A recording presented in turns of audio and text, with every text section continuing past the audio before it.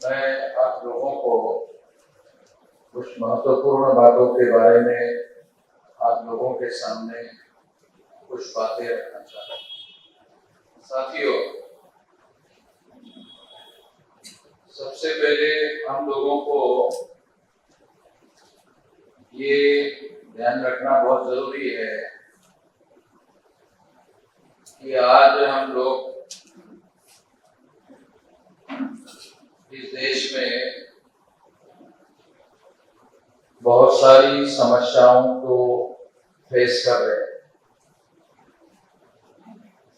जिन समस्याओं को हम लोग फेस कर रहे हैं, वो समस्याएं हम लोग क्यों फेस कर रहे हैं? जबकि 15 अगस्त 1947 को हम लोग आजाद हो गए हैं, ऐसा देश में बड़े पैमाने पर प्रचार किया जाता है और हमारे समाज के बहुसंख्यक लोग भी इस बात को स्वीकार करते हैं, मानते हैं कि हम लोग आजाद है। तो यदि हम लोग आजाद है तो फिर हमारी समस्याओं का समाधान हो जाना चाहिए। अगर हमारी समस्याओं का समाधान नहीं हो रहा है, अगर आजाद है तो समस्याओं का समाधान हो जाना चाहिए। इस बात को समझने के लिए दो कॉन्सेप्ट हम लोगों को थोड़ा समझना होगा। एक है स्वतंत्रता की संकल्पना और दूसरी है स्वराज्य की संकल्पना। दोनों को हो सकता है कुछ लोग एक ही मानते होंगे, मगर दोनों संकल्पनाएं एक नहीं है। स्वतंत्रता का संदर्भ गुलामी से मुक्ति हासिल करना है और स्वराज्य का संदर्भ उन लोगों का राज्य स्थापित करना है जो उस देश के मूल निवासी है। दो अलग अलग कॉन्सेप्ट है। देश में आजादी का आंदोलन चलाया गया। अगर हम लोग ठीक से समझने की कोशिश करें तो 1848 को ज्योतिराव फुले के द्वारा इस देश में मूल निवासी बहुजनों को, जिसको उन्होंने उस समय की भाषा में, टर्मिनोलॉजी में शूद्र अतिशूद्र कहा था। शूद्र का मतलब है वर्ण व्यवस्था में चौथे वर्ण के लोग। तो जो चौथे वर्ण के लोग हैं वो कौन लोग? चौथे वर्ण के लोग ही आज के पिछड़े वर्ग के ओबीसी के लोग हैं। शूद्र वर्ण के जो लोग हैं वही पिछड़े वर्ग के लोग हैं, वही शूद्र वर्ण के लोग हैं, ओबीसी के लोग हैं। कुछ लोगों को ऐसा लगता है, जो बहुत सारे शेड्यूल कास्ट के पढ़े लिखे लोग हैं, उसका मिसकंसेप्शन है कि शूद्र वर्ग के जो लोग हैं वही शेड्यूल कास्ट है। ये गलत बात है। शेड्यूल कास्ट के लोग शूद्र वर्ण के लोग नहीं है। शेड्यूल कास्ट के लोग वर्ण बाह्य लोग हैं, वर्ण व्यवस्था के बाहर के लोग हैं। बाबा साहब अम्बेडकर ने इन्हें वर्ण बाह्य कहा। वर्ण व्यवस्था में ब्राह्मण, क्षत्रिय, वैश्य। तो जो अछूत है वो व्यवस्था के अंदर नहीं है, व्यवस्था के बाहर है। ये जो वर्ण व्यवस्था है ब्राह्मणों की, इस व्यवस्था से अछूत बाहर है, शूद्र अछूत नहीं है। शेड्यूल कास्ट के लोग जो पूर्व के अछूत लोग हैं, उन लोगों को कॉन्स्टिट्यूशन में शेड्यूल कास्ट कहा गया है। जो अछूत वर्ग के लोग हैं, उन लोगों को सेकंड इंडिया एक्ट 1935 के अनुसार शेड्यूल कास्ट कहा गया है। जो आदिवासी लोग हैं उनको शेड्यूल ट्राइब कहा गया है, और जो अदर बैकवर्ड क्लासेस के लोग हैं, जो शेड्यूल कास्ट नहीं है, जो शेड्यूल ट्राइब नहीं है, वो लोग अदर बैकवर्ड क्लासेस के लोग, वो ओबीसी के लोग हैं, और वो वर्ण व्यवस्था में चौथा वर्ण जो शूद्र वर्ण है वो उनसे संबंधित लोग हैं। शेड्यूल कास्ट के पढ़े लिखे लोगों ने ये गलत धारणा समाज में फैलाई कि शूद्र वर्ण के लोग शेड्यूल कास्ट के लोग हैं। ये पढ़े लिखे लोगों ने फैलाई। ये बाबा साहब अम्बेडकर के लिटरेचर में अवेलेबल नहीं है। बाबा साहब अम्बेडकर के लिटरेचर में सेकंड इंडिया एक्ट को, जिसके अंतर्गत अस्पृश्य लोगों को शेड्यूल कास्ट बनाया गया, तो ये बनाने में ही बाबा साहब अम्बेडकर का महत्वपूर्ण रोल है। इसलिए वो ये जानते थे कि शेड्यूल कास्ट के लोग शुद्ध वर्ण के लोग नहीं है। कॉन्स्टिट्यूशन में लिखने का जब समय उनको आया, तब उन्होंने जो शेड्यूल कास्ट के लोग नहीं है, जो शेड्यूल ट्राइब के लोग नहीं है, अदर बैकवर्ड क्लासेस के लोग हैं, उन लोगों को ही, ओबीसी के जो लोग हैं, उन लोगों को ही आइडेंटिफाई किया ओबीसी के तौर पर। तो ओबीसी के तौर पर जिन लोगों को पहली बात तो हम लोगों को ये समझना होगा कि जो फैक्ट है उसको डिनाई करने से समस्या का समाधान नहीं होता। बहुत सारे पढ़े लिखे लोग जो फैक्ट है उसको ही डिनाई कर देते हैं। शेड्यूल कास्ट के लोग अगर अछूत है तो उसको कॉन्स्टिट्यूशन ने रिकॉग्नाइज किया, और रिकॉग्नाइज करने के लिए उनको शेड्यूल कास्ट के तौर पर आइडेंटिफाई किया। शेड्यूल कास्ट नाम की कोई जाति नहीं है। शेड्यूल कास्ट नाम की कोई जाति नहीं है। शेड्यूल कास्ट जातियों का समूह है। ये बहुत सारे लोगों को समझ में नहीं आता, और इसमें बहुत जाति के लोग सहभागी है, और संभवतः 1703 जाति के लोग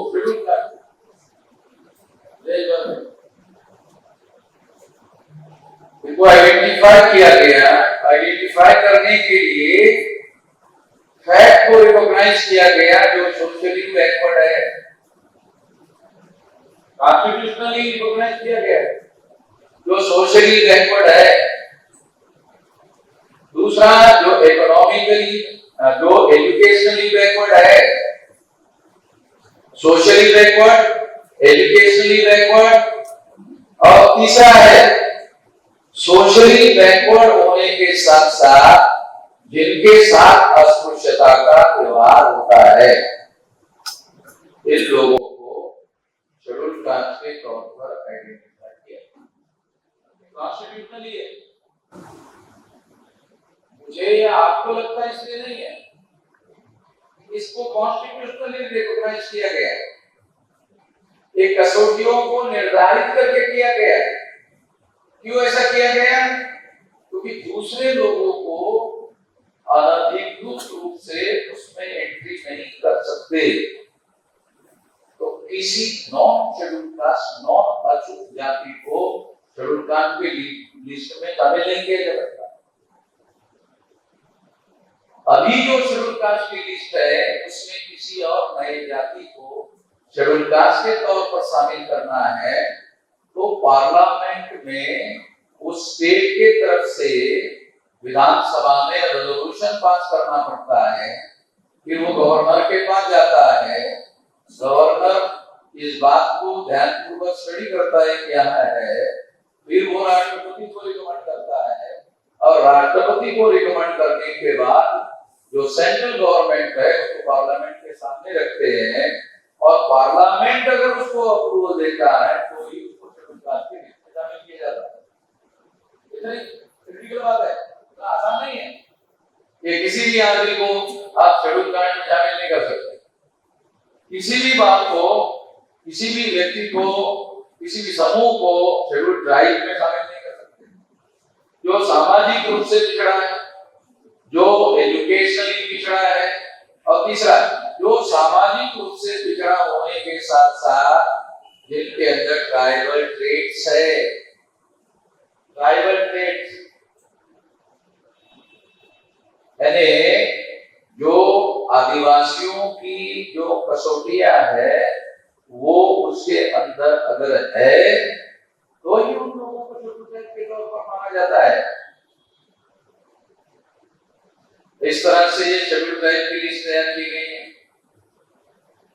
तीसरा है जो शेड्यूल कास्ट नहीं है, जो शेड्यूल ट्राइब नहीं है, जो ब्राह्मण नहीं है, जो क्षत्रिय नहीं है, जो वैश्य नहीं है, वो सारी जातियां अदर बैकवर्ड क्लासेस के तौर पर आइडेंटिफाई की। आज हम महाराष्ट्र में मराठा शब्द का यूज करते हैं। क्या आप में से कितने लोगों को ये बात पता है कि 125 साल पहले मराठा शब्द ही वजूद नहीं था? तो हम लोगों को बहुत सारी बातों का जानकारी का होना बहुत जरूरी होता है। इसकी वजह से क्या हुआ, जो कुल्मी जाति के लोगों ने अपने को मराठा कहा वो ओबीसी की लिस्ट से बात कर, विदर्भ आके कुल्मी लोगों ने कुल्मी ही रखा, अपने को मराठा नहीं माना। कोकण के जिन लोगों ने अपने को कुल्मी ही माना वो भी ओबीसी में रहे। पश्चिम महाराष्ट्र के लोगों ने अपने को कुल्मी से मराठा कहना शुरू कर दिया। तो जब मंडल कमीशन की लिस्ट बनाई गई तो मराठा लोगों को ओबीसी की लिस्ट से बात कर, जितने मराठा लोग हैं उनकी बाप दादाओं की जब अगर जाति की लिस्ट अंग्रेजों के समय की अगर जांच पड़ताल करो तो उनके बाप दादा की जो कास्ट सर्टिफिकेट है वो कुल्मी है। तो आज भी बहुत सारे मराठा समाज के जो लोग हैं वो लोग वो बाप दादा का जो कुल्मी का सर्टिफिकेट है जो सरकार के द्वारा खुद बनाया हुआ है। अब सरकार के द्वारा ही बनाया हुआ सर्टिफिकेट है तो सरकार को अमान्य करने का कोई अधिकार नहीं था।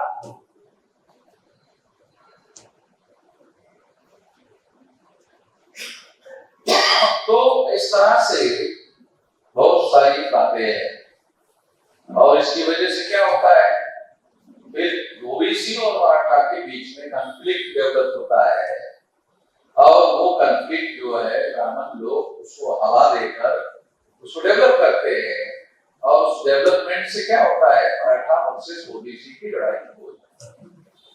तो ये मराठा वर्सेस ओबीसी की लड़ाई शुरू होने का व्यवहारिक मतलब क्या है, कुल्मी वर्सेस ओबीसी की लड़ाई हो जाती है। तो इससे उन लोगों को बेनिफिट हो जाता है। ऐसी लड़ाई लड़ने की वजह से क्या होता है कि ओबीसी के लोग ब्राह्मण के नेतृत्व में इकट्ठा होना शुरू हो जाते हैं। 1.5% महाराष्ट्र में ब्राह्मण है, मगर 1.5% का जो आदमी है वो महाराष्ट्र का मुख्यमंत्री जो है उप मुख्यमंत्री की शपथ लेकर मुख्यमंत्री का काम नहीं कर रहा है, शिंदे का काम नहीं है, शिंदे नामधारी है। कुछ लोगों को ऐसा लगता होगा कि नहीं ऐसा नहीं बोलना चाहिए, मगर लोकतंत्र में यही तो बोलने का अधिकार है। शिंदे का अपमान करने के लिए नहीं बोल रहे, शिंदे के पास क्या पावर, शिंदे के पास ऐसा कोई पावर नहीं है। शिंदे के पास जो पावर नहीं है वो बनाएंगे, शिंदे को बनाएंगे। सवाल है, शिंदे को मुख्यमंत्री बनाएंगे बीजेपी के लोगों ने बनाया। शिंदे को बीजेपी के लोगों ने मुख्यमंत्री बनाया, तो इस बात को शिंदे कभी भी नहीं भूल पूछ सकते हैं, और वो बीजेपी के एजेंडा से बाहर जाकर कोई सिंगल काम उन्होंने किया हो, ऐसा कोई उदाहरण बताओ। ऐसा कोई उदाहरण उपलब्ध नहीं है, बल्कि उसका आग्रह है शिंदे का कि शिवसेना ने एक ब्राह्मण धर्म के अंतर्गत रहकर काम करने का मना किया, ये गलत काम किया उन्होंने। शिंदे का ये आग्रह है। शिंदे का जो धर्म है, जिसे हम लोगों को कहा जाता है ये हिंदू धर्म है, ब्राह्मण लोग कहते हैं हिंदू धर्म है, ये हिंदू धर्म जो है वो कैसे आया? अगर आप हिंदू शब्द के बारे में अध्ययन करो तो ये शब्द आया कब? हिंदू शब्द आया कब? मुसलमानों के आगमन के द्वारा, आगमन होने के बाद यहाँ की प्रजा को उन्होंने हिंदू कहा। तो दयानंद सरस्वती का नाम आपने सुना होगा। दयानंद सरस्वती ब्राह्मणों के गुजरात के एक बहुत बड़े लीडर हुए। वो कहते हैं कि हिंदू मुसलमानों की दीनी गाली है, ये हमें स्वीकार नहीं है। मैं नहीं कह रहा हिंदू मुसलमानों की दीनी गाली, मैं नहीं कह रहा, कौन कह रहा है? हिंदू मुसलमानों की दीनी गाली है, ऐसा दयानंद सरस्वती कहते हैं। और इसीलिए उन्होंने संगठन बनाते वक्त हिंदू समाज नाम का संगठन नहीं बनाया, आर्य समाज नाम का। ये आर्य कौन है? तो ब्राह्मण लोग आर्य है, ऐसा वो मानते। तो इस तरह से हम लोगों के सामने जो इतिहास है वो इतिहास ये। अब दूसरी बात है कि अगर ब्राह्मणों ने ब्राह्मण के नाम के बजाय आर्य के नाम पर इकट्ठा होना शुरू कर दिया, तो भी संख्या 3.5% होती है। 3.5% लोग अगर इकट्ठा होते हैं तो ग्राम पंचायत में पंच चुनवा कर नहीं ला सकते, तो सरपंच बनाने का सवाल नहीं है। अगर वो 3.5% को इकट्ठा करके सरपंच नहीं बना सकते गांव का, तो देश की पंचायत का प्रधानमंत्री बनाने का सवाल नहीं। 26 जनवरी 1950 को देश में एडल्ट फ्रेंचाइज लागू हुआ, प्रौढ़ मताधिकार लागू हुआ। ये जो प्रौढ़ मताधिकार लागू हुआ, वो प्रौढ़ मताधिकार क्या है? हर 21 साल के व्यक्ति को वोट का अधिकार होना चाहिए। ये लागू हुआ है, हर 21 साल के व्यक्ति को वोट का अधिकार होना चाहिए। ये बात अंग्रेजों के समय में राउंड टेबल कॉन्फ्रेंस में उपस्थित हुई।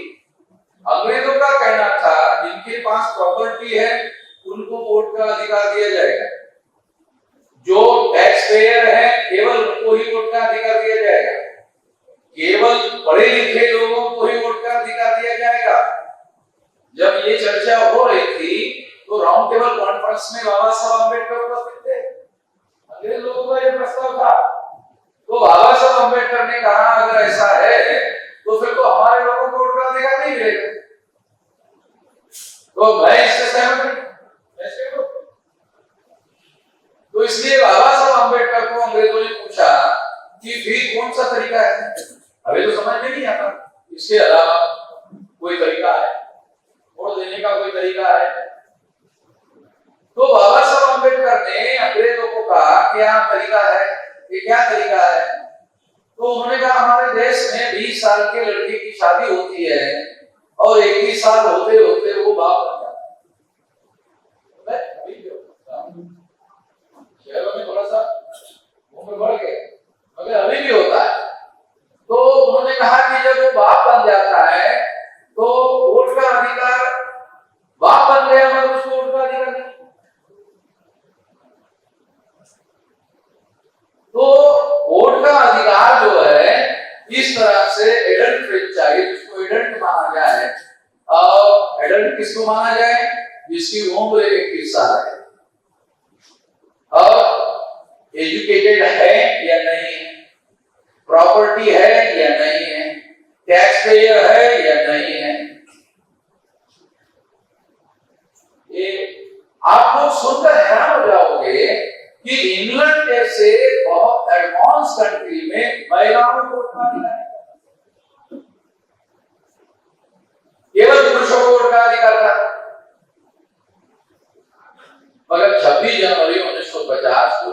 संविधान लागू हुआ तो स्त्री और पुरुष का भेद किए बगैर हर एक इंसान के व्यक्ति को उनका अधिकार मिला। और जब वोट का अधिकार बहाल किया गया तो वोट के अधिकार में दो अधिकार शामिल है, एक शासक चुनने का, एक शासक बनने का। हमारे लोगों ने, कभी पढ़े लिखे लोगों ने, गांव और देहात के जो लोग हैं उन लोगों ने तो अभी तक नहीं सोचा। पढ़े लिखे लोगों में से कुछ लोगों ने सोचा और उनको ये मालूम हुआ कि वोट के अधिकार में दो अधिकार शामिल है, एक शासक चुनने का, एक शासक बनने का। 84 में माननीय काशीराम जी ने बहुजन समाज पार्टी बनाई और 84 में उन्होंने ये घोषित किया कि हम लोग अब भविष्य में 84 तक जो हुआ हुआ, हमारे लोगों को वोट का अधिकार मिला संविधान में और चुनाव लागू हुआ और चुनाव में हमारे लोगों ने वोट के अधिकार का उपयोग और प्रयोग किया और वोट के अधिकार में दो अधिकार शामिल थे, एक चुनने का, एक बनने का।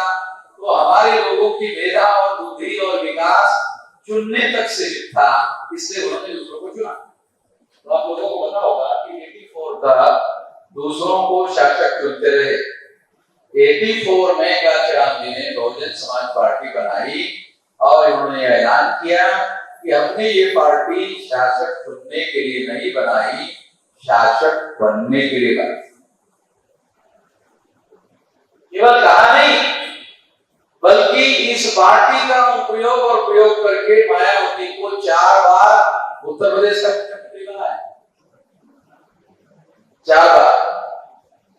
और जब 4 बार मुख्यमंत्री बनाया तो उस समय के मीडिया को आज भी रिकॉर्ड अवेलेबल है, जब तक काशीराम जी जीवित रहे उनका नाम प्रधानमंत्री पद के लिए जब पत्रकार लोग लिखते थे तो एक नाम उनका भी होता।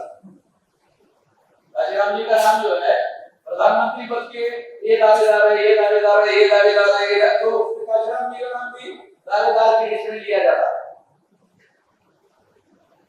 तो ये बात हम लोगों को ध्यान रखना होगा कि हमारी संख्या देश में SC, ST, OBC माइनॉरिटी की 85% है। अगर इस देश में हमारी संख्या 85% लोग है और 30, 31, 32% वोटों के आधार पर कांग्रेस ने दिल्ली में सरकार बनाई, बीजेपी ने 37.7% वोटों के आधार पर सरकार बनाई। 2019 में नरेंद्र मोदी को 37.7% वोट पड़े। इसका दूसरा अर्थ है 62.3% वोट उनके विरोध में पड़े। क्योंकि हमको विश्लेषण में ये समझना होगा ना, एडल्ट फ्रेंचाइज को समझना होगा ठीक से।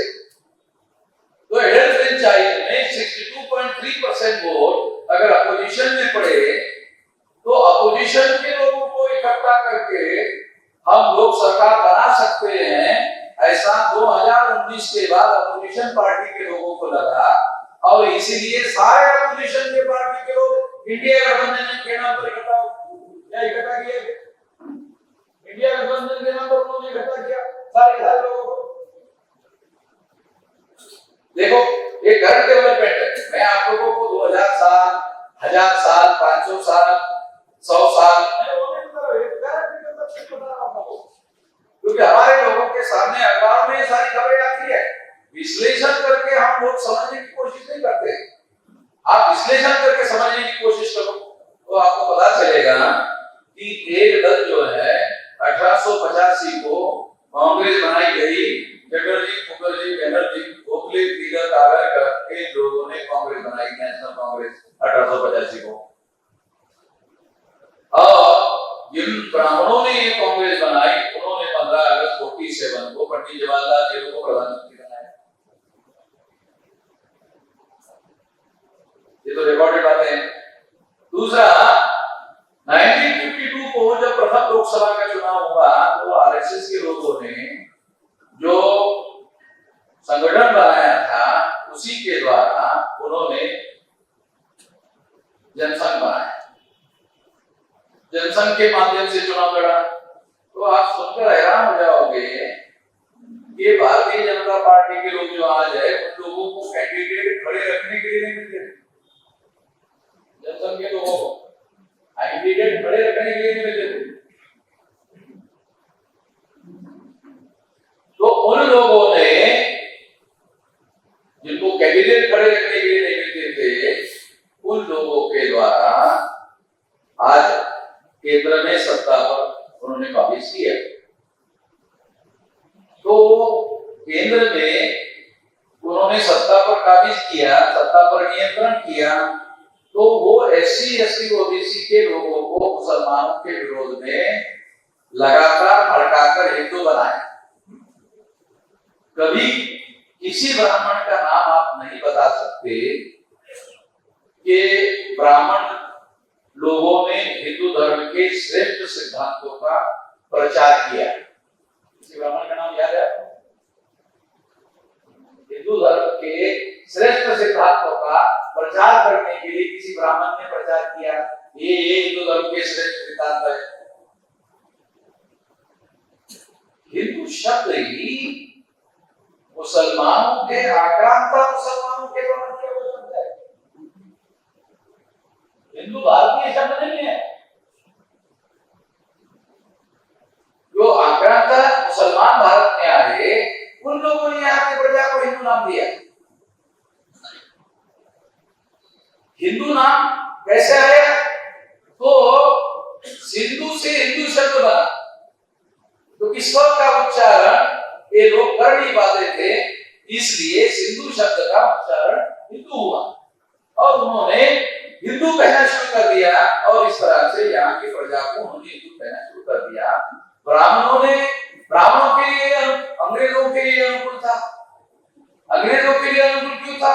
इससे उनको हिंदू मुसलमान का झगड़ा लगाना संभव होगा कि अंग्रेजों को क्या लगा कि हिंदू और मुसलमान इकट्ठा आ गए तो हम लोगों को भारत छोड़कर जाना पड़ेगा।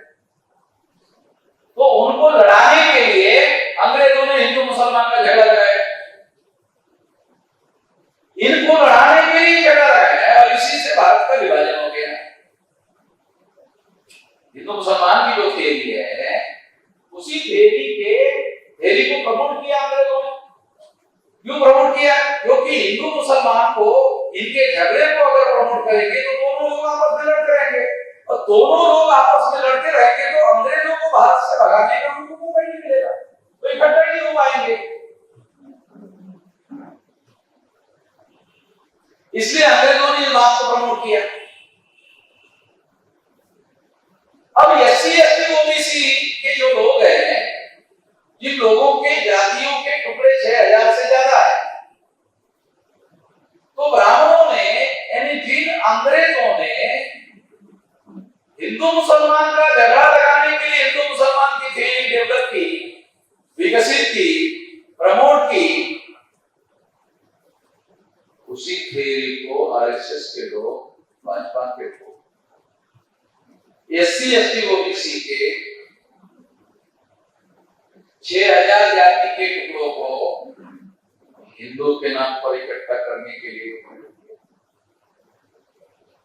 कर रहे हैं। आप लोगों को दिल्ली में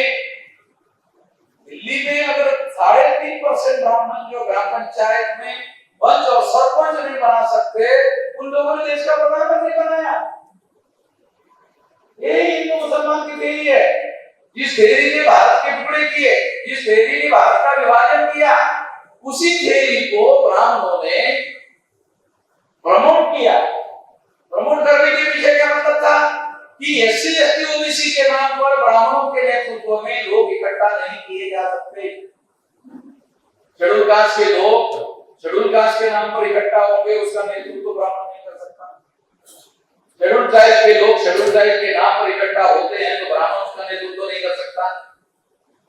ओबीसी के लोग ओबीसी के नाम पर संगठन बनाएंगे तो ब्राह्मण उसका नेतृत्व नहीं कर सकता।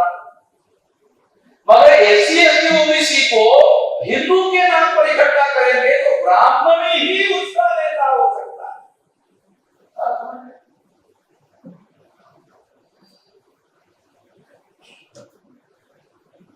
इस तरह से हिंदू मुसलमान की थ्योरी जिसने भारत के विभाजन करवाने का काम किया, उसी हिंदू मुसलमान की थ्योरी को प्रमोट किया आरएसएस के लोगों ने, और हिंदू मुसलमान के नाम पर इन लोगों को विभाजित किया।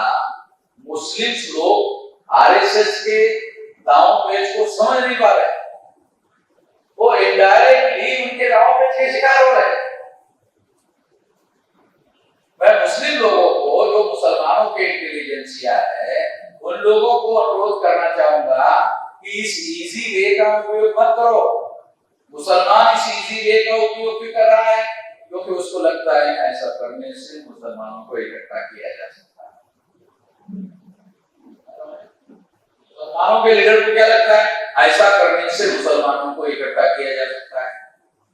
मगर इसके प्रतिक्रिया में एससी एसटी ओबीसी के 74.5% लोग इकट्ठा हो जाते हैं, और अगर ऐसा होता है तो मुसलमान खतरे में पड़ जाता है, मुसलमान सुरक्षित हो जाता है। मुसलमानों के विरोध में ऐसा करने के लिए ब्राह्मणों ने क्या किया कि एससी एसटी ओबीसी के लोगों को इकट्ठा करने के लिए ब्राह्मणों ने आजाद भारत में तमाम फसादात करवाए। ब्राह्मणों ने फसाद करवाए। मैं बहुत गंभीर बात बता रहा हूं, ब्राह्मणों ने फसादात करवाए। जब फसाद होता है तो दूसरे दिन जाओ, लोगों को पूछो, तो लोग बोलेंगे कौन है हिंदू, कौन है हिंदू, कौन है हिंदू। जब सारी परिस्थिति शांत हो जाए, एकदम शांति हो जाए, सारे देश भर में शांति हो जाए, पूछो कौन है शेड्यूल, कौन है शेड्यूल ट्राइब, कौन है ओबीसी। जब हिंदू मुसलमान का फसाद होता है तो फसाद के बाद एससी एसटी ओबीसी के लोग हिंदू होते हैं। तो फसाद हिंदू बनाने का राष्ट्रीय कार्यक्रम है आरएसएस का, भाजपा का, जो दो देश तोड़ने का कार्यक्रम है। फसाद जो है ये नेचुरल नहीं है, फसाद नेचुरल नहीं होती है। फसाद जो है ये एक प्लान बनाकर, योजना बनाकर निर्माण किया जाता है, और इससे क्या होता है? इससे एससी एसटी ओबीसी के लोग हिंदू बनते हैं। कोई ब्राह्मण हिंदू धर्म के श्रेष्ठ सिद्धांतों का प्रचार करके एससी एसटी ओबीसी को हिंदू बनाया, ऐसा कोई उदाहरण उपलब्ध नहीं है। किसी ब्राह्मण का नाम कोई बता नहीं सकता कि उन्होंने हिंदू धर्म के श्रेष्ठ सिद्धांतों का प्रचार करने के आधार पर लोगों को हिंदू बनाया। वर्ण व्यवस्था का प्रचार करके हिंदू कैसे बनाया जा सकता है? तो वर्ण व्यवस्था का प्रचार करके बताना पड़ेगा कोई ब्राह्मण है, कोई क्षत्रिय है, कोई वैश्य है, कोई शूद्र है। ये बताना पड़ेगा ब्राह्मण सबसे ऊपर है, और बताना पड़ेगा शूद्र सबसे नीचे है, बताना पड़ेगा शूद्रों को अधिकार नहीं है। तो इस सिद्धांत के आधार पर एक बहुसंख्यक लोगों को इकट्ठा नहीं किया जा सकता। मगर हिंदू मुसलमान के सिद्धांत के आधार पर एससी एसटी ओबीसी कुंभी मराठा लोगों को हिंदू बनाया जा सकता है, और चुनाव में उनके वोट हासिल किए जा सकते हैं। चुनाव में वोट हासिल करने के बाद उनका प्रधानमंत्री बनाया जा सकता है, और उनका प्रधानमंत्री बनाने के बाद उनकी गिनती करने से भी इनकार किया जा सकता है। कुत्ते की गिनती करेंगे, पूछो मोदी को, बीजेपी को, कितने देश में कुत्ते हैं? संख्या में। अच्छा, पालतू कितने हैं उसका भी आता है। अच्छा, ऐसे छुट्टे घूमने वाले कुत्ते हैं, इसका भी आता है हमारे पास। पट्टा लगाए हुए कुत्ते कितने हैं, उसका आंकड़ा भी हमारे पास है। काटने वाले कुत्ते कितने हैं, वो भी हमारे पास है। पागल कुत्ते कितने हैं, ये भी हमारे पास है। अरे सरकार के पास जानवरों की गिनती है, जानवरों के आंकड़े हैं, मगर सरकार को पूछो, अंग्रेजों के समय में 1931 में जो आंकड़े इकट्ठा किए उसके अनुसार ओबीसी की संख्या 52% थी। आजाद भारत में क्या आप लोग आज भी 1931 के सेंसस के अनुसार 52% का आंकड़ा निकालते हो? 2024 में गिनती करके आया कि नहीं था? अच्छा चलो ठीक है, ब्राह्मणों ने नहीं किया, ब्राह्मणों ने नहीं किया। अब ब्राह्मण हमको कह रहे हैं तुम्हारा ही तो ओबीसी देश का प्रधानमंत्री है, तुम्हारा ओबीसी देश का प्रधानमंत्री है। अरे हमारा ओबीसी प्रधानमंत्री है, इतने ओबीसी के हमारे लोग हैं, उनको real representation and nominated representation, the difference between a real representation and nominated representation का बात समझ में आ रहा है? ये बातें nominated representation and real representation की चर्चा बाबा साहब अम्बेडकर ने 1930 में राउंड टेबल कॉन्फ्रेंस में की। ये अंग्रेज लोग शेड्यूल कास्ट के लोगों को नॉमिनेट कर रहे हैं, हमें बिल्कुल मंजूर नहीं है। अंग्रेजों के द्वारा नॉमिनेटेड रिप्रेजेंटेशन की मंजूर नहीं है, हमें हमारे संख्या के लोगों को वोट का अधिकार देकर हमें इलेक्टेड रिप्रेजेंटेटिव बनने का अधिकार दिया जाए। ये तो बहुत बड़ी बात है, ये कोई अनजानी बात है, कोई कहा जाता अंग्रेज इस बात को इनकार भी नहीं कर सकते थे।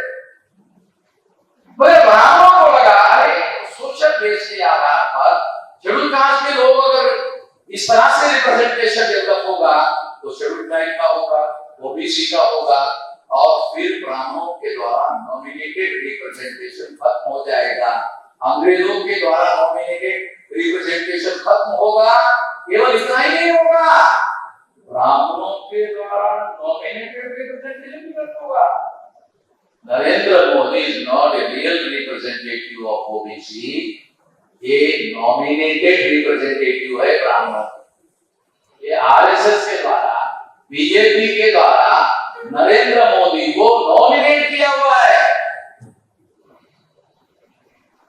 मनुस्मृति में ये लिखा हुआ है, मनुस्मृति में लिखा है, देवी का मुख देखने से पूरा दिन खराब हो जाता है, ब्राह्मण को शाम के समय में नहाना पड़ता है तभी शुद्ध होता है। ये मनुस्मृति में लिखा हुआ है। नरेंद्र मोदी ओबीसी के हैं मगर उनकी जाति के, जिसका मुख देखने से ब्राह्मण का दिन पूरा खराब हो जाता है। 24 घंटे ब्राह्मण का मुख देख रहे हैं मगर ब्राह्मण नहा रहे हैं कि नहीं नहा रहे हैं इसकी कोई खबर अभी तक नहीं आई।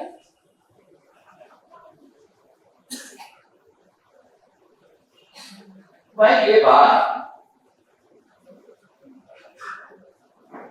हमारे लोगों को समझाने के लिए बता, इसका मकसद किसी जाति विशेष के लोगों को अपमानित करने का मकसद नहीं है, इसका मकसद है वो लोग कैसा व्यवहार हमारे साथ करते हैं, ये बात हम लोगों को जानने और समझने की जरूरत है। और ये आजादी मिलने की लगभग 75 साल और उस समय के लोग, हमारे बहुसंख्यक लोग जो है अनपढ़ थे, पढ़े लिखे लोग रहे होंगे कुछ हद तक, तो उनके अंदर वो पॉलिटिकल अवेयरनेस नहीं था। पढ़े लिखे होना और पॉलिटिकल अवेयरनेस होना ये दो चीजें हैं। आज पढ़े लिखे लोगों की संख्या बहुत ज्यादा है मगर पॉलिटिकल अवेयरनेस नहीं है। अगर बीजेपी ने एससी एसटी ओबीसी के लोगों को एमएलए और एमपी का टिकट दिया तो हमारे लोग एक काम पर खड़े हो जाते, कोई एमएलए बन जाते, एमपी बन जाते। उनको पूछो पार्टी के फोरम पर बोलने दिया जाता है? पार्टी के फोरम पर किसी एससी एसटी ओबीसी के आदमी को बीजेपी और आरएसएस के पार्टी फोरम पर उनको बोलने दिया जाता है क्या?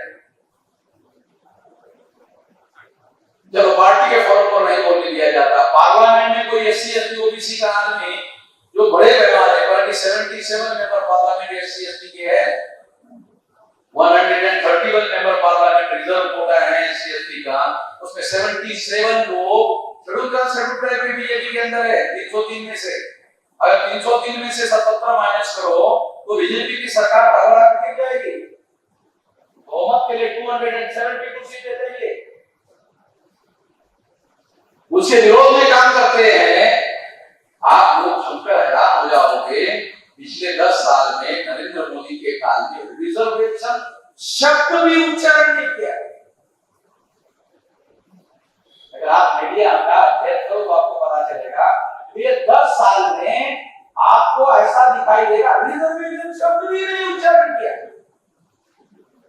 उस पर अमल करना, नहीं करना, परसेंटेज लागू करना, ये करना, उनका सरकार ने कोई आंकड़ा घोषित किया कि ओबीसी के आदमी को देश का प्रधानमंत्री बनाया गया, तो ओबीसी को जो रिजर्वेशन लागू किया गया उसमें कितना परसेंटेज 10 साल पहले था, अब 10 साल बाद कितना हो गया, कोई आंकड़ा तो घोषित नहीं हुआ। कोई आंकड़ा घोषित करने की हिम्मत देश का प्रधानमंत्री नहीं कर रहा। आप दहशतवाद ब्राह्मणों का समझ सकते हो, ब्राह्मणों का दहशतवाद करना प्रधानमंत्री जो भारत के संविधान के अनुसार सबसे ज्यादा शक्तिशाली व्यक्ति है, प्रधानमंत्री के नियंत्रण में भारत के संविधान के अनुसार व्यक्ति है, कार्यकारी सत्ता प्रधानमंत्री के नियंत्रण में है, वो प्रधानमंत्री इसके बारे में बोल तक नहीं पाता है, तो इससे आप अंदाजा लगा सकते हो आरएसएस का और भाजपा का दहशतवाद, अंतर्गत दहशतवाद है कि वो बोलने की हिम्मत भी नहीं कर सकते। ये जो परिस्थितियां है, ये परिस्थितियां बदलना। दूसरा, अब लोग बदलने तक बात स्वीकार कर लेते हैं, हाँ ठीक है बदलना चाहिए, वे हम क्या करते हैं, बीजेपी को बदलकर कांग्रेस को लाते हैं, कांग्रेस को बदलकर बीजेपी को लाते हैं, एक ब्राह्मण को बदलकर दूसरे ब्राह्मण को लाते हैं, राजाराम को बदलकर सीताराम को लाते हैं, सीताराम को बदलकर राजाराम को लाते हैं। परिस्थिति में बदलाव होने के बाद भी परिवर्तन नहीं होता। हमारे लोगों को परिवर्तन चाहिए, मगर परिवर्तन होता नहीं है। क्यों? जो हजारों सालों से व्यवस्था पर नियंत्रण कर रहे हैं, उनके केवल नाम बदल रहे हैं, उनके केवल नाम बदल रहे हैं। बीजेपी के नाम पर आ रहे हैं, बीजेपी गई तो कांग्रेस के नाम पर आ गए, कांग्रेस गई तो बीजेपी के नाम पर आ गए। वो समूह जो हजारों सालों से ब्राह्मणों के नियंत्रण में गुलामी का भोग भोग रहा है, उनके नियंत्रण में सत्ता है क्या? उनका नियंत्रण सत्ता पर हुआ क्या? एससी एसटी ओबीसी इन लोगों की संख्या अगर माइनॉरिटी को थोड़ी देर के लिए विचार क्षेत्र से बाहर रख करके अगर सोचा जाए तो 74.5% है। कांग्रेस ने 31, 32, 33% पर देश पर राज किया, 37.7% से बीजेपी के लोगों ने दिल्ली में राज किया अभी 2019 में। इसके बावजूद भी 62.3% लोग हमारे संख्या में, तो इतने सारे लोग हमारे हैं, मगर हम लोग एक बदलाव, जो बदलाव हम चाहते हैं वो बदलाव हम क्यों नहीं कर पा रहे? मैं वो कुछ मुद्दे आपको बताना चाहता हूं। पहली बात तो कांग्रेस और बीजेपी और कांग्रेस दोनों मिलके हिंदू और मुसलमान के थ्योरी को दोनों मिलके प्रमोट कर रहे हैं।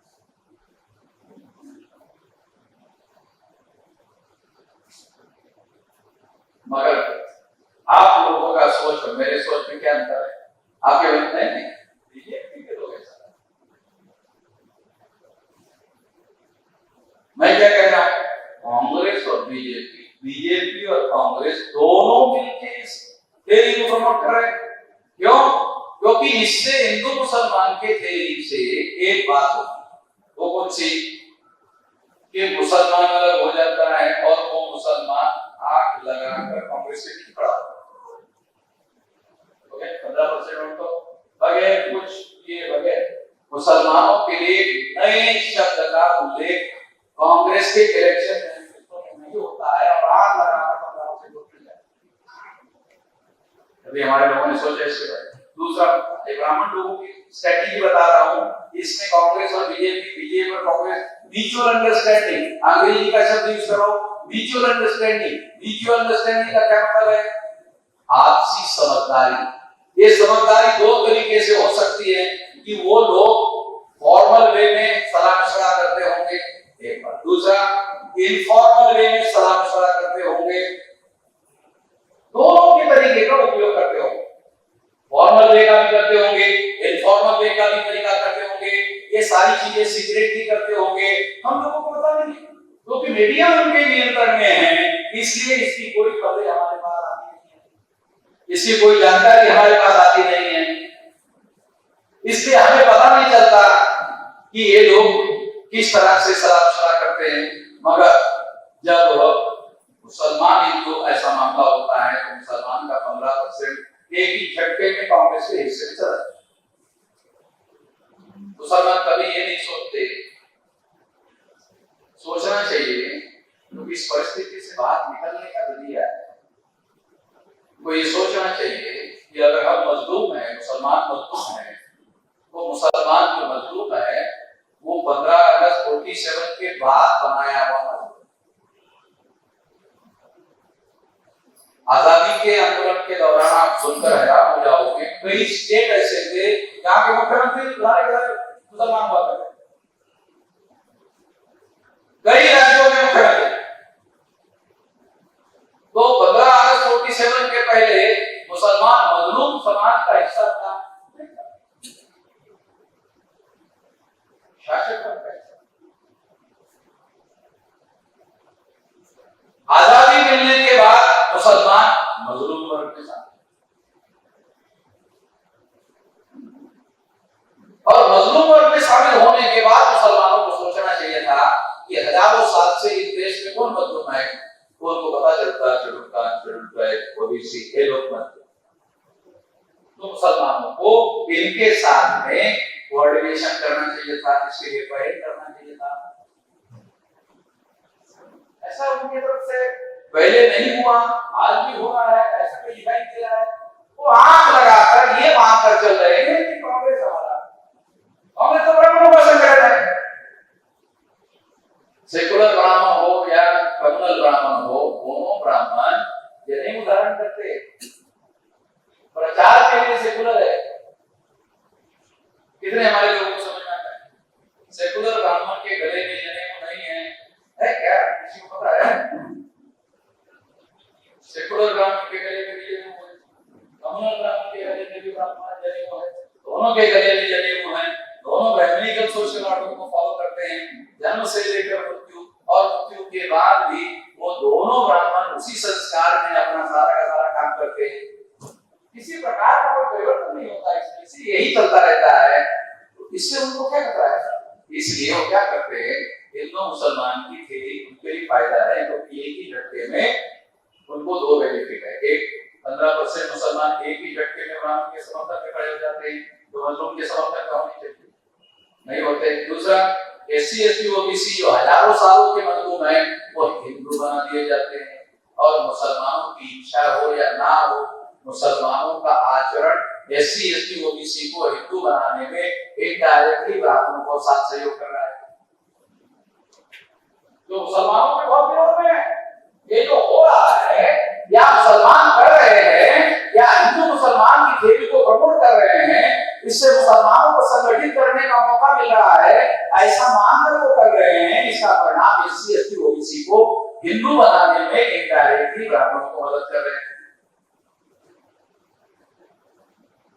और इनडायरेक्टली हिंदू बनाने में मदद करने का मतलब है ब्राह्मण धर्म का एससी एसटी ओबीसी को अनुयायी बना रहे हैं। ब्राह्मण धर्म का अनुयायी बनाने का मतलब है ब्राह्मण धर्म का एससी एसटी ओबीसी को गुलाम बनाने के लिए मदद कर रहे हैं।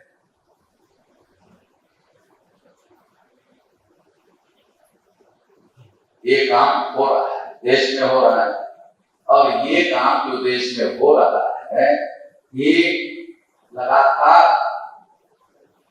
देश के परिस्थिति में जो बदलाव संगठित रूप से करने का प्रयास हम कर रहे हैं, उसको काउंटर करने के लिए ब्राह्मण लोग योजनाबद्ध इससे ये काम कर रहे हैं। और इसलिए केवल इस परिस्थिति को समझने की जरूरत नहीं है। इस परिस्थिति को जैसे मैंने समझकर आपको बताया, मैंने समझा, मैंने आपको बताया, मैं केवल यहीं तक रुका हुआ नहीं हूं। इस परिस्थिति में बदलाव करने के लिए संगठित कोशिश करनी होगी, संगठित प्रयास करना होगा, उस काम के लिए लगे हुए। इसलिए अभी आरएसएस के लोगों ने मेरा नाम लेकर प्रचार किया कि ब्राह्मण मिश्रा हिंदू विरोधी है। तो मैंने पूछा, हिंदू मुसलमान की दी गाली है, ऐसा तो दोनों ही ब्राह्मण लोगों ने कहा। मैं तो कभी हिंदू विरोधी कहने की बात कहता नहीं हूँ, बोलता नहीं हूँ। मैं तो केवल इतना कहता हूँ कि SC ST OBC के लोगों को आप हिंदू बना रहे हो, हिंदू बनाकर गाली देने का काम कर रहे हो। जब मैंने ऐसा वीडियो बनाया कि तुम SC ST OBC के लोगों को हिंदू कह रहे हो, हिंदू कहकर गाली दे रहे हो, जब मैंने ऐसा वीडियो बनाकर कहा तो ब्राह्मणों ने अपने को हिंदू कहने के बजाय अपने को सनातन कहना शुरू कर दिया। लोगों को पता है मेरी वजह से ब्राह्मणों को अपने धर्म का नाम तक बदलना पड़ा, मेरी वजह से। मुझे मालूम है ना, मेरे पास रिकॉर्डेड एविडेंसेस है। मैंने ये मामला उठाया कि हिंदू मुसलमान की दी हुई गाली है और तुम हमको गाली देने का काम कर रहे हो, तो उनको लगा कि SC ST OBC को हम गाली दे रहे हैं। ऐसा प्रोपेगेंडा जब मोहम्मद निजाम ने किया तो SC ST OBC के लोग ब्राह्मणों के विरोध में खड़े हो जाएंगे। ये करने का मौका मोहम्मद निजाम को नहीं देना चाहिए, इसलिए उन्होंने बदलकर सनातन नाम दिया। कारण नहीं बताया कि उन्होंने अब आजकल जो है सनातन शब्द कहां से आया? सनातन बुद्ध के प्रवचन में आया हुआ शब्द है। ये धर्मो सनातनो, ये धर्म सनातन है। भारत के लिटरेचर में जो पाली भाषा का लिखित लिटरेचर अवेलेबल है, संस्कृत भाषा के लिटरेचर में सनातन शब्द उपलब्ध नहीं है। पाली भाषा का शब्द है एस धर्मो सनातनो, ये धर्म सनातन है। ये बुद्ध का प्रवचन है। तो मैंने फिर दूसरा वीडियो बनाया। अरे पंडित हो, अरे ब्राह्मण हो, तुम लोग विद्वान माने जाते हो, पंडित माने जाते हो, तुमने ये जो सनातन शब्द है तुमने बुद्ध से लिया है, ये उदारी पर लिया है। तुम्हारी बुद्धि को क्या हुआ? बंद हो गई क्या तुम्हारी बुद्धि चलना? तुमको मदद चाहिए क्या? मैं मदद करने के लिए तैयार हूँ, पैसा पे नहीं करूंगा, मुफ्त में तुमको सलाह दूं।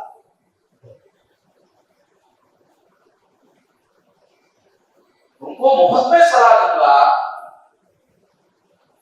तो ये बात मैंने लोगों को कहा, ब्राह्मणों को कहा कि तुम अपने आप को तो ब्राह्मण लोग जो है उनको ये बात समझ में आएगी। मैंने ब्राह्मण को कहा तुम हिंदू नहीं हो क्योंकि हिंदू तो मुसलमान की भी दिया है, तुम सनातन नहीं हो क्योंकि बुद्ध का कहा होता है, तो तुम हो क्या? इस सवाल में तुम हो क्या? तुम ब्राह्मण को स्वीकार करो, मेरी मदद करो। तुम ब्राह्मण हो, तुम कहो तुम ब्राह्मण हो, कहो। अगर तुमको मदद चाहिए मैं करने के तैयार हूं, सबूत के तौर पर तुम्हारे समर्थन में खड़ा हो जाऊंगा कि तुम ब्राह्मण हो। ब्राह्मणों में बुद्धिमान लोग हैं, उनको समझ में आया कि वामन में शाम उनको 3.5% में निपटाना चाहता है। हमारे लोगों को समझ नहीं आया, हमारे लोगों को इतनी समझदारी नहीं है। उनको समझ में आया, क्या समझ में आया? वामन में शाम ब्राह्मणों को 3.5% में निपटाना चाहता है। अगर हमने सत्ता को 3.5% में इकट्ठा किया तो ग्राम पंचायत का पंच नहीं बनवा पाएंगे। देश की व्यवस्था पर नियंत्रण करने का मामला, उसका नाम सत्य है।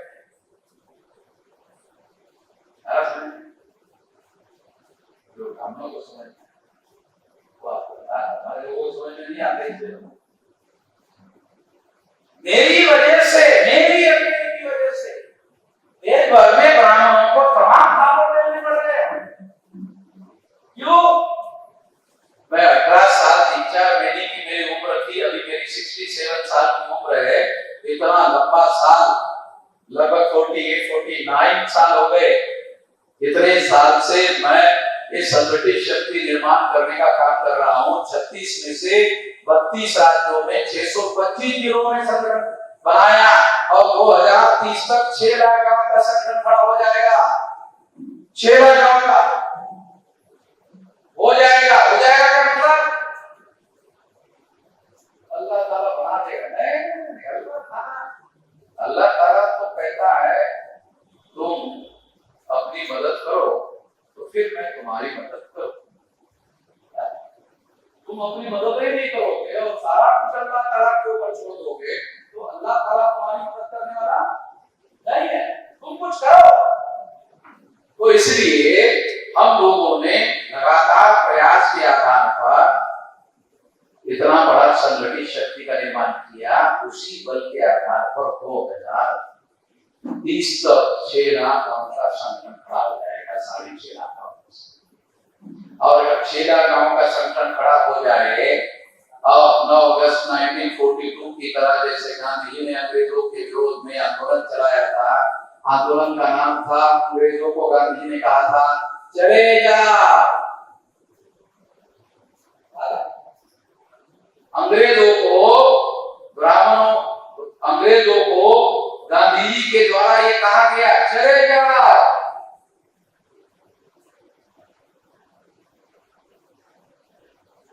अगर इसी तरह का आंदोलन हम चलाए तो हम ऐसा आंदोलन नहीं चलाना चाहते जैसा गांधी जी ने चलाया। क्यों? क्योंकि इससे क्या होगा? इससे ये होगा कि ब्राह्मणों चले जाओ, ऐसा करना होगा। अगर ऐसा करते हैं तो ब्राह्मण ये एक सवाल खड़ा कर सकेंगे कि अंग्रेजों के लिए तो जाने की भूमि थी, हम कहां जाए, हम कहां जावे? एक बात ये है। दूसरी बात ये है कि मान लो कल हम लोग, हमारे लोग, आज नहीं तो कल, कल नहीं तो परसों हमारे देश में हमारे लोगों का राज होगा। मुगल चले गए, अंग्रेज चले गए, मुगल बहुत शक्तिशाली लोग थे, चले गए। अंग्रेज और शक्तिशाली लोग थे, चले गए। ब्राह्मणों का दुनिया में कोई बेहतर नहीं, ये तो बहुत बेहतर है। ये भी चले जाएंगे। कैसे चले जाएंगे? अपने आप नहीं, संगठित शक्ति निर्माण करके जाएंगे। मगर हम लोग प्लान बना रहे हैं कि नहीं, यही का। क्योंकि अगर मान लो कल हम लोगों पर राज आ गया तो हमारे लोग किसका राज करेंगे? अगर SC ST OBC के लोग कहे कि हम लोग SC ST OBC के ऊपर ही राज करेंगे तो SC ST OBC के लोग स्वतंत्र हो जाए, आजाद हो जाए, उनका स्वराज्य आ जाए, उनका राज स्थापन करने का मौका मिले और फिर उनको ब्राह्मणों पर राज करने का मौका मिले तो थोड़ा मजा आए।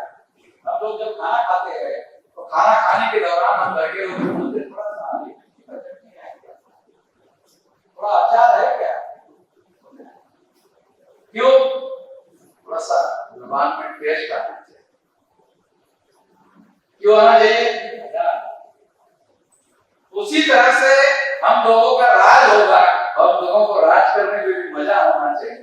अपने ही लोगों के ऊपर, अपने ही लोगों के द्वारा राज करने में मजा नहीं आ सकता। मगर जिन्होंने 2-3 हजार साल से आपको गुलाम बना कर रखा, अगर उन लोगों पर राज करने का आपको मौका मिला तो राज करने का खुशी तो होगी, मगर छाती में थोड़ी ठंडक भी होगी। ठंडक से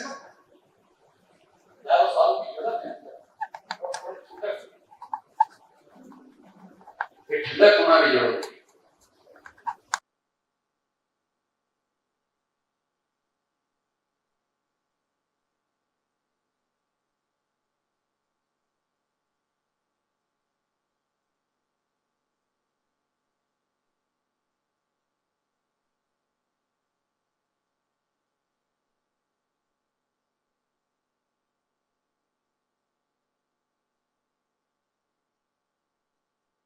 प्रयोग करके राज्य सत्ता पर नियंत्रण करने का और संविधान के दायरे में रहकर राज्य चलाने का दूसरों को जितना अधिकार है, तो ये जितना अधिकार हमारे पास है उतना अधिकार लेकर के हम लोगों को अपना काम चलाकर के काम हम कर सकते हैं। हमको ये काम करके और ये काम करने के लिए हमको, जैसा मैंने यहाँ लिखा, चलो गांव की वो, अगर आपको समर्थन चाहिए, ये जो कह रहा हूं मैं, ये करने के लिए जन समर्थन चाहिए, तो ये समर्थन आपको गांव के लोगों के द्वारा मिलेगा। शहरों के लोग जरा बाद में शामिल होंगे, गांव के लोगों को जाकर के आप इस काम को करो, आपको गांव में ज्यादा बड़ी संख्या में समर्थन मिलेगा। ये करते वक्त गांव में SC ST OBC के लोगों के बीच में जाकर मिलिए करो। ये किसी जाति विशेष का आंदोलन नहीं है। SC ST OBC के लोगों के साथ मिलकर अगर आप संगठन बनाते हो तो निश्चित रूप से आप संगठित शक्ति निर्माण कर सकते हो। ऐसे शक्ति का निर्माण करने के बाद, मजलूम लोगों की शक्ति निर्माण करने के बाद इस देश में मुसलमानों का आप लोगों को साथ सहयोग समर्थन मिले, निश्चित रूप से मिले, मगर आपको ये शक्ति का निर्माण करना होगा। ये शक्ति का निर्माण करने से ही बदलाव आएगा। बदलाव वो लोग स्वयं पहल करके कर देंगे और तुम्हारा संवैधानिक अधिकार तुम्हें सौंप देंगे, ऐसा वो करने वाले नहीं है। आखिरी आदमी तक को छोड़ने वाले नहीं है। ये बदलाव करने के लिए वो बिल्कुल भी राजी नहीं है। और हम लोगों को इसीलिए संगठित शक्ति का सहारा लिए बगैर हमारे पास कोई उपाय नहीं है। मगर एक संगठित शक्ति का निर्माण संवैधानिक अधिकारों को जमीनी स्तर पर लागू करने के लिए करना है। संगठित शक्ति का उपयोग हिंसा करने के लिए नहीं करना। मौलिक बात लोगों को ताकि देश की शांति, समृद्धि और इस देश की महान परंपरा जो है, ये सम्राट अशोक के जमाने में मौर्य काल में भारत की सीमाएं अफगानिस्तान के आगे रशिया के बॉर्डर पर लगी थी, यूरोप के बॉर्डर तक इस सीमा थी हमारी। इसी वजह से ये सारा का सारा मामला ये हुआ। अशोका की सीमाएं, अशोका के समय का भारत का नक्शा देखो, पूरा भारत का नक्शा देखो, वो अवेलेबल है, तो केवल देखने की जरूरत है, आपको पता चलेगा कहां तक है, वहां तक रास्ता। तो ये काम मुझे ऐसा लगता है हमको करना चाहिए। इसके लिए हम लोगों को पहल करना चाहिए। इसके लिए इन लोगों ने अपना ही वर्चस्व स्थापित करने के लिए ईवीएम का हथियार के तौर पर इस्तेमाल करना शुरू कर दिया है। ईवीएम के द्वारा ये चोरी करने का काम उन्होंने शुरू किया है, वोटों की चोरी करने का काम शुरू किया है। और इसी वजह से 84 के बाद जब बहुजन समाज पार्टी बनी तो 84 में हम लोगों ने ईवीएम मशीन लाई और ईवीएम मशीन का प्रयोग 2003 में ऑल इंडिया में किया। और ऑल इंडिया में करने के बाद 2004 में 2009 में कांग्रेस जो पीछे जा रही थी फिर काबिज हो गई। आप लोग सुनकर हैरान हो जाओगे, ईवीएम में बीजेपी जाएगी तो कांग्रेस आएगी, कांग्रेस जाएगी तो बीजेपी आएगी, ये स्ट्रेटजी बहुत भयंकर बात है ईवीएम की वजह से। ये बदलाव हमारे लिए नहीं है, एससी एसटी ओबीसी के लोगों का राज भारत में स्थापित करने का अधिकार भारत के संविधान ने दिया। वोट के अधिकार में शासक चुनने का और शासक बनने का अधिकार है। आपको शासक बनने से रोकने के लिए नियम बनाया गया। हम लोग हमारे लोगों को शासक बनाने के दिशा में आगे कुछ है, एमएलए बनाना, एमपी बनाना, वो तो हमारे आदमी है, तो क्या कर रहे हैं? जो एमएलए एमपी है उससे ज्यादा औकात तो मेरे पास है। जो एमएलए एमपी है उनकी जितनी औकात है वो तो बोल भी नहीं सकते जो बात मैं बोलता हूँ। यहाँ बोल रहा हूँ, दिल्ली में भी बोलता हूँ, बोलने तक की औकात नहीं। उनके पार्टी फोरम पर नहीं बोल सकते, संविधान ने उनको अधिकार दिया, वो पार्लियामेंट में नहीं बोल सकते। 131 मेंबर पार्लियामेंट से उनका करके पार्लियामेंट नहीं बोलता, एक आदमी नहीं बोलता। क्यों? वो रियल रिप्रेजेंटेटिव नहीं है, नॉमिनेटेड रिप्रेजेंटेटिव है, and nominated by prime minister and RSS prime minister. तो जो नॉमिनेटेड है वो जो कहते हैं वो बोलते हैं, वो जो कहते हैं वो बोलते हैं। जो अपने समाज की जरूरत है, वो अपने समाज की समस्या का समाधान करने की दिशा में बोलना जरूरी है, वो नहीं बोलते। इसलिए हम लोगों को करने की जरूरत है, काम करने की जरूरत है और निश्चित रूप से हम लोगों को आगे बढ़ने की जरूरत है। और इस काम के लिए हम लोगों को आगे बढ़ना चाहिए। हम लोगों को मतलब कितनी जागृति की जरूरत है, कितनी जागृति की जरूरत है कि हम मंच पर बोलते वक्त हमारे बड़े पढ़े लिखे लोग बहुत सारी बातों को डिनाय करते हैं, मगर ऐसा बोलते रहते व्यास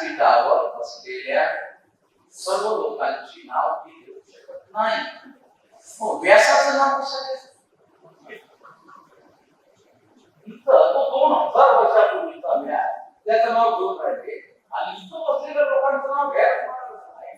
परंतु 2000 वर्षापूर्वीचा जो व्यास आहे त्याच्याशी आमचं काय घेणं नाही. त्याच्या पुढे आमचा फळ आलेला नाही, त्याला काय घेणंच नाही. पण त्याचा जो व्यास त्याचा काय संबंध आहे? हे अरे बाबा पैसे खर्च करून हे बनवलेले हे व्यासपीठ म्हणतात. त्याला तुम्ही विचारपीठ म्हणू शकता, त्याला विचारपीठ म्हणू शकता, म्हणजे तुमचा शब्द उपयोगामध्ये आणू शकता.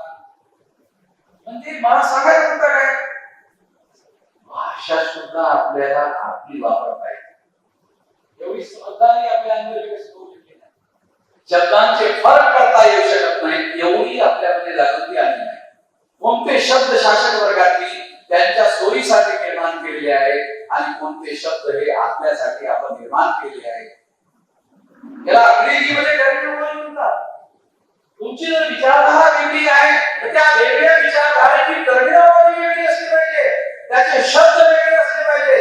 जर त्याचे शब्द तुम्हाला वेगळे बनवता येत नसतील तर तुमची टर्मिनॉलॉजी, तुमची विचारधारा वेगळी आहे असं तुम्हाला सांगता येणार नाही. तेव्हा ह्या महत्वपूर्ण बाबी आहेत, या आधाराने आपल्याला पुढे जाता येऊ शकते. बुद्धी, पैसा, हुनर, समय, श्रम हे 5 साधन हा कार्यक्रम करण्यासाठी 5 साधना संघटनेने बुद्धी, पैसा, हुनर, समय, श्रम ही 5 साधना आम्ही लावतो, आमची लावतो. मग आमची लावलेली साधना आहे, हे साधन जर आमचीच आहे तर बाह्य बाबतीतील प्रभाव हा आमच्या बोलण्यातून, आमच्या व्यवहारातून आणि रिफ्लेक्ट जर होत असेल तर तो डिनाय करण्यासाठी व्हायला. कारण देऊन जर तुम्हाला तो डिनाय करायचा असेल, एक डिनाय करण्याचा मुद्दा आहे, एक काउंटर करण्याचा मुद्दा आहे, त्यासाठी तुम्ही हे सर्व प्रयत्न करत आहात. त्याबरोबर तुम्ही काय प्रस्तावित करणार आहात, तुमच्या धोरणांचं नाम सत्ता, स्वतंत्रता, बंधुता आणि न्यायावर आधारित समाज आणि राष्ट्राचा निर्माण करणे. हे तर भारतीय घटनेने, भारतीय घटनेच्या प्रस्तावनेमध्ये दिलेलं आहे. आणि हे बुद्धाच्या काळावर हे या देशातील मूळ निवासी असणाऱ्या लोकांचं डिक्लेरेशन आहे. हे डिक्लेरेशन युनायटेड नेशन्स ऑर्गनायझेशनने घोषित केलेलं आहे. साऱ्या जगामध्ये समता, स्वतंत्रता, बंधुता आणि न्यायावर आधारित समाज आणि राष्ट्र निर्माण झालं पाहिजे, जग निर्माण झालं पाहिजे असं युनोचं म्हणणं आहे. हे युनोनी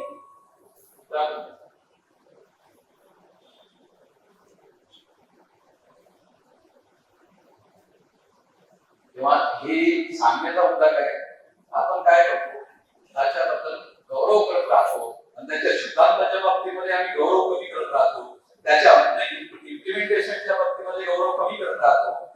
या बाबतीतली रणनीती बनवण्यामध्ये आपण कमजोर पडतो. आपण त्या बाबतीतली रणनीती बनवली पाहिजे, त्याबद्दल इम्प्लिमेंट केलं पाहिजे आणि त्या लार्ज स्केल समूहामध्ये जाऊन काम केलं पाहिजे. एका जातीविषयीच्या लोकांमध्ये जाऊन काम केल्याने हे उद्दिष्ट वर्षानुवर्ष तसंच होत राहील, यात काही साध्य होणार नाही. म्हणून मी सातत्याने ही गोष्ट बोलत राहतो, एससी, एसटी, ओबीसी चे 6,000 जातीचे ग्रुप आहे. या ग्रुपमध्ये जाऊन काम करणं आवश्यक आहे आणि त्यांना एकत्रित करण्यासाठी ध्येयवाद लागतो, त्यांना एकत्रित करण्यासाठी विचारधारा लागते, त्यांना एकत्रित करण्यासाठी विचारधारा लागते, ध्येयवाद लागतो, कार्यक्रम लागतो, नेतृत्व लागते. ते सर्व प्रोव्हाइड करण्याची क्षमता आपल्याकडे आहे. ते केलं करता येते. आज एवढं मोठं संघटन आहे, 32 राज्य, 36 राज्य, फक्त नॉर्थ ईस्ट रिजन ब्रह्मदेशच्या बॉर्डर असलेले जे राज्य आहेत तेवढं सोडले तर बाकी सर्व देशामध्ये 625 जिल्ह्यामध्ये आणि 2030 पर्यंत 6 लाखांपर्यंत पोहोचून जाईल. माझं ही संघटन त्या तुलनेमध्ये नाही आहे आणि 2030 पर्यंत आरएसएस भाजपा होऊन जाईल. लोकांचा वापर लिबरेट करण्याचं काम नाही करून राहिले. आमचा प्रयत्न लिबरेट करण्याचा आहे, मुक्त करण्याचा आहे, त्याच्यासमोर होणार. या दिशेने आपण प्रयत्न केला पाहिजे आणि या दिशेने जर आपण प्रयत्न केला तर आपल्याला केवळ जनसमर्थन मिळण्याची नाही आणि आपण या मध्ये यशस्वी झाल्याशिवाय राहू शकत नाही. या निमित्तानं मी एवढंच सांगू इच्छितो. आपण माझं म्हणणं घेतलं त्याबद्दल